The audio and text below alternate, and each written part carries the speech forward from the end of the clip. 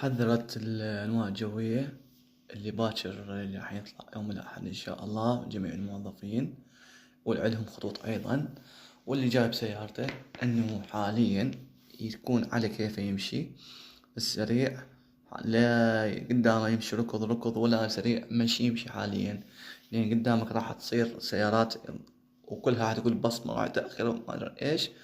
تكون على كيفك، شغل الإضاءة، شغل المصباح السيارة وتوكل وصلي على محمد. وبعد حاليا شغل اللايت لين راح يكون ضباب قوي، وهسه شفت الضباب بيسع راح يصير ضباب ما ينشاف، يعني من هنا قدامك صديقك ما تقدر تشوفه، من هنا ما تقدر ترافيك لايت ما تقدر تشوفه، فتكون نبه وكون مستعد وامشي على كيفك وخلي مسافة بينك وبين صديقك.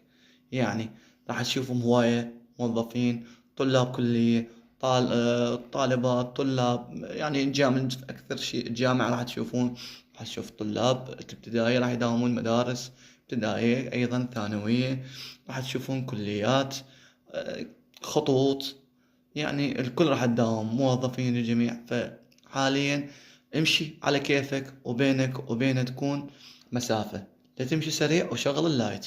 اوكي، نهاية قبل شوية وزارة الداخلية نبهت هذا الشيء، والانواع الجوية ايضا قالت هذا الشيء، وكونوا حذرين.